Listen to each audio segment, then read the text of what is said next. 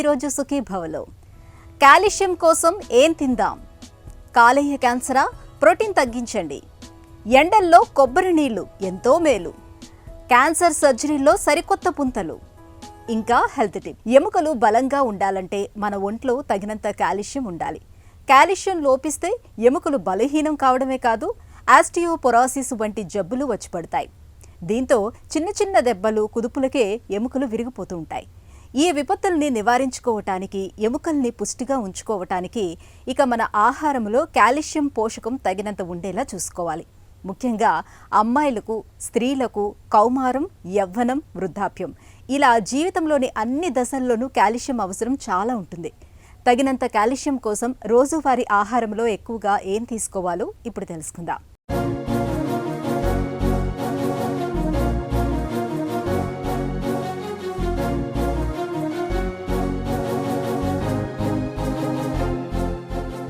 మంచి చేవగా ఉన్న కర్రను విరవడానికి బాగా కష్టపడాలి. అదే ఎండిపోయిన కర్ర అయితే ఇలా పుట్టుక్కున విరిచి అలా అవతలకు పారేస్తాం.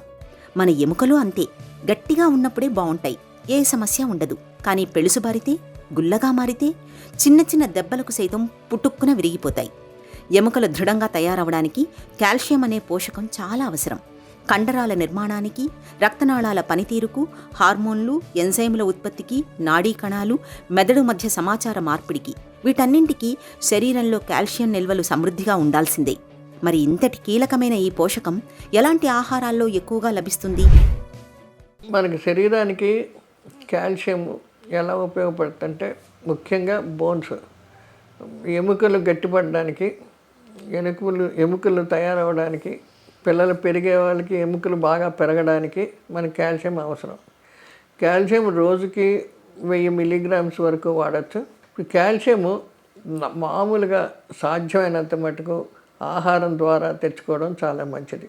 ఎటువంటి ఆహార పదార్థాలంటే కాల్షియం ఎక్కువగా కొన్ని ఆకుకూరలు అంటే పాలకూర, చుక్కకూర, గోంగూర ఇటువంటి వాటితో కాల్షియం వస్తుంది. అదేవిధంగా కొన్ని నట్స్ అంటే ఆల్మండ్స్, పిస్టాషియో, వీటిలోంచి కూడాను జీడిపప్పు ఇలాంటి వాటిలో కూడా కాల్షియం ఉంది. ఆకుకూరలు, ఇతర కూరగాయలు ఇవన్నిటిలోనూ కాల్షియం వస్తూ ఉంటుంది అన్నమాట. ఈ అన్నిటికంటే ఎక్కువ ఏంటంటే పాలల్లో చాలా కాల్షియం ఉంటుంది. పిల్లలకి పాలు మీదే పెరుగుతూ ఉంటారు, అందుకని కాల్షియం ఇంపార్టెంట్. ఇప్పుడు ఏదైనా సరే కాల్షియము ఆహారం ద్వారా తిన్నంతసేపు చాలా మంచిది. ఇప్పుడు ఉందండి, టోఫు ఉంది, నట్స్ ఉన్నాయి, ఇప్పుడు ఎన్నో రకాలు కాల్షియం రిచ్ ఫుడ్స్ అని వస్తున్నాయి. అంటే ఏంటి, తిండి ఫుడ్స్ కాదు, కొన్ని విధాలుగా పండించిన న్యాచురల్ ఆహార పదార్థాల్లో కూడా కాల్షియం మనకి దొరుకుతూ ఉంటుంది అనమాట. మీకు ముఖ్యంగా నేను చెప్పేదంటే, ఈ కాల్షియము బోన్స్ పెరుగుదలకి, బోన్స్ గట్టిపడడానికి, స్ట్రాంగ్గా ఉండడానికి, బోన్స్ ఆర్గనైజేషను పెరుగుదలకు కూడా ఈ కాల్షియం చాలా ఇంపార్టెంట్. ఇంకొకటి ఏంటంటే, ఇప్పుడు కాల్షియం మన శరీరానికి లభ్యం కావాలంటే వైటమిన్ డి కూడా కావాలి. అవి రెండు ఉండాలి. అంటే మనకి ఎండలో తిరుగుతూ ఉండి ఆ వైటమిన్ డి ఉండాలి. ఆ వైటమిన్ డి ఉన్నప్పుడు కాల్షియం బాడీలో శోషణ చెందుతుంది. వైటమిన్ డి లేకపోతే కాల్షియము శోషణ అవ్వదు. అదేవిధంగా కాల్షియం తక్కువ అయితే వైటమిన్ డి ఎక్కదు. ఇప్పుడు మనం కాల్షియంకి కావాలనుకున్నప్పుడు వైటమిన్ డి కూడా ఉండాలి. కాల్షియం శరీరానికి అత్యవసరమైన ఈ పోషకం పాల ఉత్పత్తుల్లో సమృద్ధిగా లభిస్తుంది. పాలిష్ పట్టని ధాన్యాలు, పాలకూర, టమాటా, సోయాబీన్స్లో కూడా కాల్షియం పుష్కలంగా దొరుకుతుంది. రోజువారీ ఆహారంలో వీటిని ఒక భాగంగా చేసుకోవాలి. ప్రతినిత్యం గ్లాసుడు పాలని తాగడాన్ని ఒక అలవాటుగా మార్చుకోవాలి. అయితే కొన్ని రకాల ఆహారాలను తీసుకున్నప్పుడు, కాఫీ, టీలను ఎక్కువగా తాగుతున్నప్పుడు శరీరానికి కాల్షియంను శోషించుకునే సామర్థ్యం తగ్గుతుంది. బోన్స్ గట్టిగా స్ట్రాంగ్గా లేకుండా సరి అయిన కాల్షియము తినే టైంలో తినకపోతే కాల్షియం తక్కువైపోయేటప్పటికి బోన్స్ చాలా బ్రిటిల్ అయిపోతాయి. అందుకని కాల్షియం చాలా జాగ్రత్తగా శరీరానికి లభ్యమైనంత కాల్షియం తీసుకోవాల్సిన అవసరం ఉంది. రోజుకి ఆహారం ద్వారా తీసుకోవాల్సిన కాల్షియం 1000 మిల్లీగ్రాములు, పెద్దవాళ్ళకేమో 1500 వరకు వెళ్ళచ్చు. బాగా సీనియర్ సిటిజన్స్కి ఇంకొంచెం ఎక్కువ కావాలంటే తీసుకోవచ్చు. కాల్షియం చాలా అవసరం కదరా, మన శరీరానికి చాలా అవసరం కదా. చాలామంది కాల్షియం ట్యాబ్లెట్లు ఉత్తుని వేసేసుకుంటారు. ఇష్టం వచ్చినట్లు వేసుకుంటే ఎక్కువ కాల్షియం అయిపోయేటప్పటికి జాయింట్స్ దగ్గర అక్కడను అవి పట్టేస్తామన్నమాట. కాల్షియం డిపాజిట్స్ వచ్చేస్తాయి. ఆ డిపాజిట్లు రావడంతో ఇరిగిపోవడం, లేకపోతే విపరీతమైన జాయింట్ పెయిన్స్ రావడం ఇవన్నీ వస్తుంటాయి. ఇంకోటి ఏంటంటే కాల్షియం మనకి ఎక్కువగా ఆక్సలేట్ రూపంగా ఉంటుంది. ఈ కాల్షియం ఆక్సలేట్ రూపంగా దొరుకుతుంది కాబట్టి మనం ఆకుకూరల్లో ఫైటేట్స్ అని ఉంటాయి. ఈ ఆకుకూరలోనూ ఈ కూరగాయలు కలుపుకొని తినినప్పుడు కాల్షియం ఫైటేట్స్ కింద ఫార్మ్ అయ్యి అవి స్టోన్స్ కింద అవుతాయి. ఆ కిడ్నీ స్టోన్స్ కానీ గాల్ బ్లాడర్ స్టోన్స్ కానీ ఇలాంటివి ఫార్మ్ అవుతాయి. అందుకని కాల్షియం ఎక్కువగా ఉన్నప్పుడు వండే పద్ధతులు కూడా ఇప్పుడు పాలకూర టమాటా వాడద్దు అంటాం. కొన్ని రకాల పాలకూర దానంతట అదే వాడాలి కానీ ఏ కూరగాయలతో కలపద్దు అంటాం. ఎందుకంటే దాంట్లో ఫైటేట్స్ ఉన్నాయి. ఒకవేళ కాల్షియంతో పాటు కలిగిందంటే కాల్షియం ఫైటేట్ స్టోన్స్ కింద ఫార్మ్ అయ్యి వీటిల్లో డిపాజిట్ అయిపోయి అవి నెమ్మదిగా పెరుగుతాయి, అట్లా ప్రాబ్లమ్స్ వస్తాయి. సో అది మటుకు చాలా జాగ్రత్తగా ఆలోచించుకోవాలి. పాల ఉత్పత్తులు కొంతమందికి సరిపడవు. ఇలాంటప్పుడు శరీరంలో కాల్షియం లోపించే అవకాశం ఎక్కువగా ఉంటుంది. ఇలాంటి పరిస్థితుల్లో కాల్షియం సప్లిమెంట్లను తీసుకోవచ్చు. అయితే మాత్రల రూపంలో కన్నా సహజ సిద్ధమైన ఆహారాల ద్వారానే కాల్షియంను అందించడం చాలా మేలని చెబుతారు డాక్టర్లు. కాల్షియంను ఎక్కువగా అందిస్తే ఎముకలు బాగా దృఢంగా గట్టిగా తయారవుతాయనే నమ్మకంతో చాలామంది అవసరం లేకున్నా నిత్యం కాల్షియం టాబ్లెట్లను తీసుకోవడాన్ని అలవాటుగా మార్చుకుంటారు. నిజానికి శరీరంలో కాల్షియం ఎక్కువైనా ఇబ్బందేనని గుర్తుంచుకోవాలి. ఇప్పుడు over the counter calcium tablets తీసుకోవడం మంచిది కాదు. మనం ఎప్పటికప్పుడు ప్రతి 6 నెలలకి calcium vitamin D levels check చేసుకొని దాన్ని బట్టి మన ఆహార పద్ధతుల్ని మార్చుకొని ఏ రకంగా ఎక్కువ చేయాలా తక్కువ చేయాలా, ఎలా తినాలి, ఏం తినాలి అనుకోవాలి. ఇప్పుడు ట్యాబ్లెట్స్ వాడుకున్నప్పుడు కూడా డాక్టర్లు చెప్పినట్లు కొంత మట్టుకే వాడాలి. ఆహారం ద్వారా వచ్చిన కాల్షియంలో మనకి ఎక్కువ ప్రాబ్లం ఉండదు. అదే ట్యాబ్లెట్ల కింద తీసుకున్న కాల్షియం అయితే కంపల్సరీ డిపాజిట్స్ అయిపోతూ ఉంటుంది. అది జాగ్రత్తగా డాక్టర్ కన్సల్టేషన్ తీసుకొని ఎన్ని రోజులు కాబట్టి అన్ని రోజులే తీసుకొని ఆపుతూ ఉండవాలి. ఈ అన్ని జాగ్రత్తలు కాల్షియం తోటి చాలా ఇదిగా ఉండాలి. దానికి కాల్షియం ఫుడ్స్ దాని యొక్క కాంబినేషన్ ఫుడ్స్ తోటి ఆలోచించి సరిగ్గా మనం కలుపుకొని తినవలసిన అవసరం ఉంది. అన్ని వయసుల వాళ్ళు కాల్షియంకి వాడాలి, తినాలి, రెగ్యులర్గా చూసుకోవాలి. లేకపోతే బోన్ హెల్త్ ఎముకలు స్ట్రాంగ్గా ఉండాలన్నా, ఎముకలు బాగా పెరగాలన్నా, పెరిగే పిల్లలకి కాల్షియం చాలా ఎక్కువ. ఇప్పుడు పాల ద్వారా ఇచ్చారనుకోండి బాగా పాలు ఫుల్గా ఇస్తే అది ఈజీగా అబ్జార్బ్ అయిపోద్ది. అలాగే చేపలు ఇచ్చారు, చేప ముళ్ళు లాంటివి వాళ్ళు తిన్నా అవి కూడా అబ్జార్బ్ అవుతాయి. ఆకుకూరలు వాటిల్లో ద్వారా ఉన్న కాల్షియం అబ్జార్బ్. కానీ ట్యాబ్లెట్స్ ద్వారా ఇచ్చినప్పుడు చాలా చాలా జాగ్రత్తగాను డాక్టర్ కన్సల్టేషన్ చూస్తూ బ్లడ్ లెవెల్స్ చూసుకుంటూ దాన్ని బట్టి తీసుకోవాల్సిన అవసరం ఉంది. కాల్షియం లోపాన్ని నివారించుకోవడానికి పాల ఉత్పత్తుల్ని తరచుగా తీసుకోవాలి. నిత్యం గ్లాసులు పాలని తాగడాన్ని అలవాటుగా చేసుకోవాలి. ముడి ధాన్యాలు, కాల్షియం పుష్కలంగా లభించే పాలకూర, టమాటా, సోయాబీన్స్ వంటి ఆహారాలను రోజువారీ ఆహారంలో ఒక భాగంగా చేసుకోవాలి. కాల్షియం శోషణను అడ్డుకునే కాఫీ, టీలను బాగా తగ్గించాలి. ఈ జాగ్రత్తలు తీసుకోవడం ద్వారా కాల్షియం లోపాన్ని చక్కగా నివారించుకోవచ్చు. హెల్త్ న్యూస్ మీకోసం. కాలేయ క్యాన్సర్తో బాధపడుతున్నప్పుడు రోజువారీ ఆహారంలో ప్రోటీన్ను తగ్గించుకుంటే కణితుల వృద్ధి నెమ్మదిస్తున్నట్లు రెడ్ గర్స్ విశ్వవిద్యాలయానికి చెందిన పరిశోధకుల అధ్యయనంలో బయటపడింది. సాధారణంగా మనం తీసుకునే ప్రోటీన్ విచ్ఛిన్నమైనప్పుడు పుట్టుకొచ్చే అమోనియా అనే రసాయనాన్ని కాలేయం విడగొడుతుంది. ఇది యూరియాగా మారి మూత్రం ద్వారా బయటకొచ్చేస్తుంది. అయితే కాలేయం దెబ్బతిన్నప్పుడు అమోనియాను విడగొట్టే ప్రక్రియ సజావుగా సాగదు. దీంతో బయటకు వెళ్లకుండా కాలేయంలో, రక్తంలో పెద్ద మొత్తంలో పోగుపడుతుంది. దీన్ని కణితి కణాలు అమ్మోనియా ఆమ్లాలు, న్యూక్లియోటైడ్లుగా మార్చుకుంటాయి. ఇవి DNA కణాల విభజనకు అత్యవసరం. వీటి సాయంతోనే కణితి కణాలు వేగంగా వృద్ధి చెందుతాయి. అంటే ఆహారంలో ప్రోటీన్ను తగ్గించుకోవడం ద్వారా కాలేయ క్యాన్సర్ త్వరగా ముదరకుండా చూసుకోవచ్చన్నమాట. అమోనియా శరీరంలో నుంచి బయటకు వెళ్లడానికి తోడ్పడే ఎంజైమ్లను చెదరగొడితే కణితి మరింత తీవ్రం అవుతున్నట్లు, జీవనకాలం తగ్గుతున్నట్లు పరిశోధకులు గుర్తించారు. క్యాన్సర్ ముదరడంలో శరీరంలో నుంచి వ్యర్థాలను బయటకు పంపించే వ్యవస్థ అస్తవ్యస్తం కావడం నేరుగా ప్రభావం చూపుతున్నట్లు ఇది తెలియజేస్తుంది. ప్రపంచవ్యాప్తంగా కాలేయ క్యాన్సర్ పెరుగుతున్న నేపథ్యంలో తాజా అధ్యయన ఫలితాలు మరింత ప్రాధాన్యం సంతరించుకుంటున్నాయి. ప్రతి 4 ఒకరు కాలేయ కొవ్వు, హెపటైటిస్, మద్యంతో ముడిపడిన కాలేయ జబ్బులతో బాధపడుతున్నారని అంచనా. ఇవన్నీ అమోనియా శుద్ధి ప్రక్రియను దెబ్బతీసేవే కావటం గమనార్హమని పరిశోధకులు వివరిస్తున్నారు. ఎండలు దంచి కొడుతున్నప్పుడు వాతావరణం ఉక్కపోతగా ఉన్నప్పుడు చల్లగా ఏదైనా తాగాలనిపించడం సహజమే. అయితే ఇలాంటప్పుడు మనలో చాలా మంది కూల్ డ్రింకులు తాగడానికే మొగ్గు చూపుతూ ఉంటారు. అయితే దప్పిక తీర్చని ఈ కూల్ డ్రింకుల కంటే ఆరోగ్యానికి ఎంతగానో మేలు చేసే కొబ్బరి నీళ్లను తాగటం ఎంతో మంచిది. మన శరీరానికి అవసరమైన ఖనిజ లవణాలు, విటమిన్లు కొబ్బరి నీళ్లలో సమృద్ధిగా ఉంటాయి. తరచూ కొబ్బరి నీళ్లను తాగటం అంటే మన ఆరోగ్యాన్ని మనం కాపాడుకోవటమే. అమృత జలం లాంటి కొబ్బరి నీళ్లతో వనుగూరే ఆరోగ్య ప్రయోజనాల గురించి ఇప్పుడు తెలుసుకుందాం.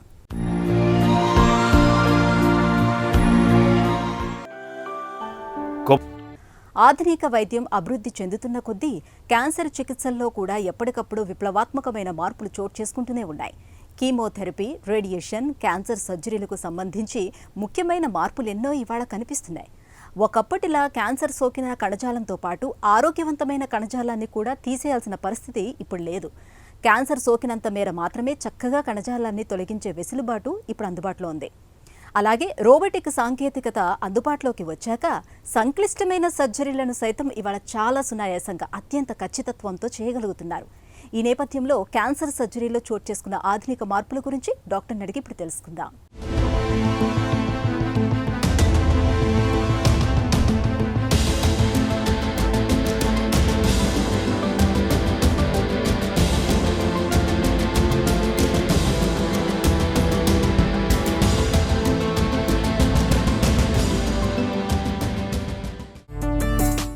ఒకప్పటితో పోలిస్తే సర్జికల్ ఆంకాలజీలో వచ్చిన మార్పులేంటి?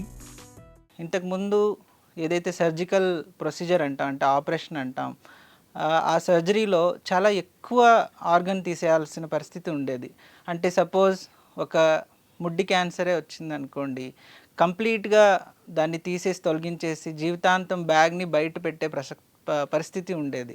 సో అలాంటి పరిస్థితుల్లో ఉన్నప్పుడు పేషెంట్ జీవితకాలం ఏదైతే న్యాచురల్గా ప్యాసేజ్, ఏదైతే న్యాచురల్గా మోషన్కి వెళ్ళాలో అది లేకుండా పొట్టకి బ్యాగ్ తగిలించుకొని జీవితాంతం ఆ క్వాలిటీ ఆఫ్ లైఫ్ చాలా పాడైపోతుంటుంది, బ్యాడ్గా ఉంటుంది.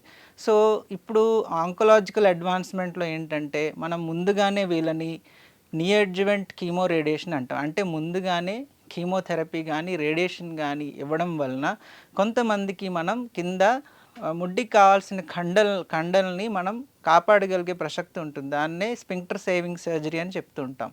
సో ఈ స్పింక్టర్ సేవింగ్ సర్జరీ అంటే ఒకప్పుడు జీవితాంతం బ్యాగ్తో ఉన్నవాళ్ళు ఈరోజు మళ్ళీ వాళ్ళకి న్యాచురల్ ప్యాసేజ్ మనం ఇవ్వగలుగుతున్నామంటే because of this technological advancement. అంటే ఈ యొక్క అడ్వాన్స్మెంట్ వల్లనే మనం చేయగలుగుతున్నాం. సర్జికల్ పరికరాలకు సంబంధించి ఎలాంటి మార్పులు వచ్చాయి? మనకు తెలుసు, ఇప్పుడు రొమ్ము క్యాన్సర్స్ వచ్చినప్పుడు పాతకాలంలో మొత్తం రొమ్ము తీసేసేవాళ్ళం. కానీ ఇప్పుడు ఏదైతే రేడియేషన్ ఒక ఎఫెక్ట్ అది ఇవ్వడం వలన మళ్ళీ వచ్చే ఛాన్సెస్ బ్రెస్ట్లో రావట్లేదు. కాబట్టి మనం కొంత భాగం ఆ రొమ్ము తీసి కాపాడగలుగుతున్నాం. సో దీనివలన క్వాలిటీ ఆఫ్ లైఫ్ చాలా ఇంప్రూవ్ అవుతుంది. సో ఇవన్నీ మనం ఎలా చేయగలుగుతున్నామంటే దీనికి ముఖ్యంగా ఏంటంటే ఏం పరికరాలు మనం వాడుతున్నాము, ఎందుకు ఇవి సక్సెస్ చేయగలుగుతున్నాం అంటే సర్జరీ చేసే సమయంలోనే మనం మార్జిన్ స్టేటస్ అంటాం. అంటే ఒక క్యాన్సర్ ఏంటంటే దానికి లోపల వేరుల్లాగా లోపలికి ఉంటుంటాయి. అంటే మనకి కనిపించే కణితి కాకుండా దానికి చుట్టూ ఉన్న రూట్స్ ఉంటాయి. సో ఈ రూట్స్ ఏంటంటే మన కళ్ళకు కనిపించవు. అవి మనం ల్యాబ్కి పంపించి పెథాలజీలో ఒక మైక్రోస్కోప్లో కట్ చేసి చూస్తే కానీ ఆ మార్జిన్స్ పాజిటివ్ నెగిటివ్ అని తెలియదు. సో మనకి లేటెస్ట్గా ఏంటంటే ఫ్రోజన్ సెక్షన్ అని ఒక ఎక్విప్మెంట్ వచ్చింది. ఆ ఫ్రోజన్ సెక్షన్ ఏంటంటే ఆ ముక్కని ఐస్లో పెట్టి దాన్ని స్లైస్ చేసి వెంటనే మైక్రోస్కోప్లో చూసి మొత్తం బయటకు వచ్చేసింది క్యాన్సర్ అని డాక్టర్కి వాళ్ళు చెప్పిన తర్వాతే మనం ఆ సర్జరీని సక్సెస్ఫుల్గా కాపాడే ఆపరేషన్ చేయగలుగుతున్నాం. సో ఇప్పుడున్న అడ్వాన్సెస్ అన్నీ కూడా ఏదైతే మార్జిన్స్ అంటే ఏదైతే ఆ క్యాన్సర్కి ఉన్న చిన్న కణం కూడా ఉండిపోకుండా బయటకు తీసే అడ్వాన్సెస్, మనం ఈ కాపాడే ఆర్గన్ కన్జర్వేషన్ కానీ ప్రిజర్వేషన్ సర్జరీస్, ఇవన్నీ టూల్స్ని హెల్ప్లో తీసుకొని మనం చేస్తున్నాం. కొత్తగా వచ్చినవి ఏంటంటే కొన్ని ఫ్లోరోస్కోపిక్ డైస్ ఇస్తున్నాం. అంటే మనకి సర్జరీ చేసే టైంలో ఒక అంచనా వేసుకుంటాం. అంటే ఏంటి, ఒక 1 సెంటీమీటర్ క్యాన్సర్ చుట్టూ కానీ మనం ఆపరేషన్ చేయగలిగితే 99% రూట్స్తో పాటు వచ్చేస్తాయని ఒక అంచనా. కానీ మనకి థర్డ్ డైమెన్షన్ అంటాం. అంటే మన కంటికి ముందు కనిపించేది సపోజ్ ఈ స్కిన్లో కంటికి ఇటు 1 సెంటీమీటర్ ఇస్తాం, కానీ డెప్త్లో నేను 1 సెంటీమీటర్ ఇవ్వగలుగుతున్నా లేదా అన్న విషయం కనిపెట్టడం చాలా కష్టం. సో ఇలాంటి డైస్ ఏదైతే మనం వాడుతున్నామో అది గ్లో అవుతూ ఉంటుంది. సో గ్లో అయినప్పుడు ఆ గ్లో నుంచి మనం ఒక 1 mm మార్జిన్ తీసుకున్నా మనకి నెగిటివ్ మార్జిన్ అని చెప్తాం. ఇలాంటి అడ్వాన్సెస్ ఎప్పుడైతే క్యాన్సర్లో వచ్చినాయో ఆపరేషన్ చాలా తక్కువ, అంటే ఎక్కువ ఏరియా తీయకుండా కొంచెం తక్కువ ఏరియాని తీసి మనం ఆ ఆర్గన్ని సేవ్ చేయడం గట్టా జరుగుతుంది.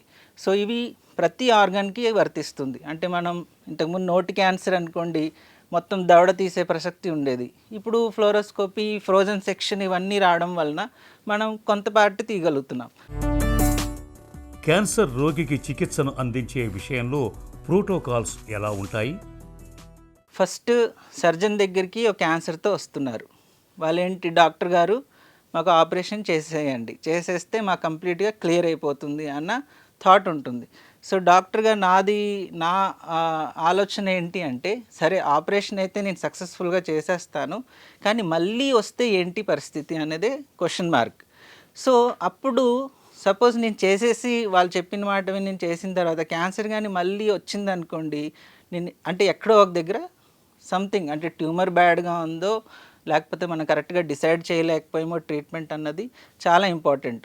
సో ఇలాంటి పరిస్థితుల్లో అంటే ఏ క్యాన్సర్ పేషెంట్ అయినా ఏ క్యాన్సర్ అయినా ఒక్కొక్క బాడీకి ఒక్కొక్కలాగా అది ప్రవర్తిస్తూ ఉంటుంది. సో దాన్ని ట్యూమర్ బయాలజీ అంటాం. సో ఆ ప్రవర్తన బట్టి మనం ట్రీట్మెంట్ ఇవ్వాల్సి వస్తుంది. అందుకే ట్యూమర్ బోర్డ్ చాలా ముఖ్యం. ఈ ట్యూమర్ బోర్డులో ఏంటంటే మనం ట్రీట్మెంట్ చేసే ముందే మన ఫ్రెండ్స్ ఎవరైతే కొలీగ్స్, అంటే రేడియేషన్ స్పెషలిస్ట్ కానీ, కీమో స్పెషలిస్ట్ కానీ, న్యూక్లియర్ థెరపీ స్పెషలిస్ట్ కానీ, అంటే ఈరోజు మనకి ఉన్న ఎన్ని ట్రీట్మెంట్స్ ఉన్నాయో ఈ 4 డివిజన్స్ మధ్యలో జరుగుతూ ఉంటాయి. సో ఈ 4 డాక్టర్తో మనం డిస్కస్ చేసి కరెక్ట్గా మనం ఏమి ఇస్తే వాళ్ళకి తిరిగి రాకుండా ఉంటుంది అన్నదే చాలా ఇంపార్టెంట్. సో అందుకనే ఎవరికైనా ట్రీట్మెంట్ మొదలెట్టక ముందే ఈ 4 డాక్టర్తో మనం కన్సల్ట్ చేసి ఒక ట్యూమర్ బోర్డులో ఈయనకి సర్జరీ చేసిన తర్వాత రాకూడదు జబ్బు అంటే ముందుగానే మనం ఒక కీమోథెరపీయో రేడియేషన్ ఇస్తే బెటర్ అని సలహా వచ్చిందనుకోండి, డెఫినెట్లీ దానికే వెళ్దాం. ఎందుకంటే అది ఒకరు డిసైడ్ చేసింది కాదు, ప్రపంచం మొత్తం చాలా స్టడీస్ జరిగినాయి. ఆ స్టడీ చేసిన తర్వాత వాళ్ళు ప్రూవ్ చేయబడ్డాయి ఏంటి, అలా ఇవ్వడం వలన వీళ్ళకి జబ్బు తిరిగి రావట్లేదు. అలాగే ఏదైతే ఆపరేషన్ చేసినప్పుడు చాలా మార్జిన్స్ నెగిటివ్గా వస్తున్నాయి, మళ్ళీ రికరెన్స్ అంటే మళ్ళీ వచ్చే ఛాన్సెస్ తక్కువ. వేరే చోట ఆర్గన్ అంటే అదే ప్లేస్లే కాకుండా మన క్యాన్సర్ వేరే చోట వస్తుంది, లైక్ లివర్లో కానీ, బోన్లో కానీ, బ్రెయిన్లో కానీ, అక్కడ కూడా వచ్చే ఛాన్సెస్ చాలా తగ్గిపోతూ ఉంటాయి. Open laparoscopy, keyhole, robotic surgery వీటిలో ఏది ఉత్తమం? మొట్టమొదటిసారి ఎటువంటి ఇన్వెన్షన్స్ లేనప్పుడు మనది ఒకటే ఒక టూలు, బ్లేడ్. సో ఆ బ్లేడ్ ఏం చేయగలుగుతుంది, ఏదైనా ఓపెన్ చేసేస్తుంది. మన బాడీలో ఉన్న ఏదైతే కణితి ఉందో దాన్ని ఓపెన్ చేసి మన చేతితో దాన్ని కంప్లీట్గా అనలైజ్ చేసి తీసేస్తాం. సో దాన్నే ఓపెన్ సర్జరీ అంటాం, దాన్నే సిజేరియన్ అంటున్నారు చాలామంది. సో ఇది మోస్ట్ కామన్. సో అందరికీ డౌట్ ఏంటంటే కీహోలే బెస్ట్ లేకపోతే రోబోటిక్కే బెస్ట్ అనేది ఏమీ లేదు. ఎందుకంటే 3 సమానమే, కాకపోతే కొన్నిటికి అడ్వాంటేజెస్ ఉన్నాయి, కొన్నిటికి డిసడ్వాంటేజెస్ ఉన్నాయి. సో అడ్వాంటేజెస్ ఏంటి ఓపెన్కి అంటే చాలా పెద్ద కణితి ఉంటాయి. ఆ పెద్ద కణితి చిన్న హోల్లో పెట్టి మనం తీయడానికి అసాధ్యం. సో పెద్ద కణితులకి ఎప్పుడైనా కానీ ఓపెనే బెస్ట్.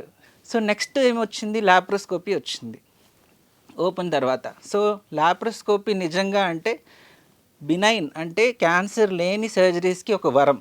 ఎందుకంటే ఒకప్పుడు గాల్ బ్లాడర్ తీయాలంటే పైన మొత్తం ఓపెన్ చేసి తీసేవాళ్ళం, కానీ ఇప్పుడు గాల్ బ్లాడర్ కానీ గాల్ స్టోన్స్కి ఒక 3 కన్నాలతో ఈజీగా తీయగలుగుతున్నాం. సో అదొక వరం. అలాగే అపెండిక్స్ 24 గంటలు చేయాల్సిన ఆపరేషన్ అపెండిక్స్, అది కూడా మనం సులువుగా తీసేస్తున్నాం ఇప్పుడు ఒక 2-3 కన్నాలతో. సో ఈ లాప్రోస్కోపీ వలన అడ్వాంటేజ్ ఏంటంటే మనం త్వరగా రికవర్ అయిపోతాం, ఈజీగా మళ్ళీ జాబ్లోకి వెళ్ళిపోవచ్చు. కానీ అందరికీ సక్సెస్ అవుతుందా అంటే కాదు. ఎర్లీ స్టేజ్ 1 and 2లో ఉన్నప్పుడే దాని ఒక ఫలితం ఉంటుంది. సో 3వది ఇప్పుడు వచ్చింది ఏంటంటే రోబోటిక్. సో మనం యూజువల్గా రోబోటిక్ ఏ పేషెంట్స్ ఏ క్యాన్సర్స్కి చెప్తామంటే ఇది కేవలం ఎర్లీ క్యాన్సర్స్ ఎస్పెషలీ ఏంటంటే పెల్విస్ అంటాం, అంటే కింద గర్భసంచి, ప్రోస్టేట్, ఈ ఏరియాలో ఏంటంటే చాలా కంజెస్టెడ్గా ఉంటుంది, మన హ్యాండ్ వెళ్ళదు కొన్నిసార్లు. సో ఈ రోబోట్ ఏంటంటే సులువుగా ఏరియాలోకి వెళ్ళి ఈజీగా మనకి నరాల నుంచి వేరు చేసి డిసెక్ట్ చేసి ఆపరేషన్ని చాలా సులువు చేసి చేస్తుంది. సో అది ఇండికేషన్స్. అలా అని ఓపెన్ వేస్ట్, లాప్రోస్కోపీ వేస్ట్ అని చెప్పకూడదు. 3 సమానమే. మనకి ఏది వీలు, ఏ డాక్టర్ అయితే ఏ మొడాలిటీలో బెస్ట్గా చేయగలుగుతున్నారో అదే చేయించుకోవాలి. క్యాన్సర్ సర్జరీలో ఎప్పటికప్పుడు వస్తున్న మార్పులు రోగులకు వరప్రసాదంలా మారుతున్నాయి. తక్కువ కోతలతో చేసే మినిమల్లీ ఇన్వెజివ్ సర్జరీలు, రోబోటిక్ పద్ధతులు, అత్యంత ఖచ్చితత్వంతో కణితుల్ని తొలగించే విధానాలెన్నో ఇవాళ మనకు అందుబాటులో ఉన్నాయి. ఒక చిన్న చిట్కా మీకోసం. ఈ సీజన్లో తరచూ మజ్జిగలో కొద్దిగా జీలకర్ర పొడి, ఉప్పు వేసుకొని తాగడాన్ని అలవాటు చేసుకోండి. అలాగే బెల్లంతో చేసిన పానకాన్ని తీసుకోవటం మంచిదే. ఈ ద్రవాహారాలు శరీరానికి శక్తిని అందించడమే కాదు, డీహైడ్రేషన్ ముప్పును కూడా తగ్గిస్తాయి.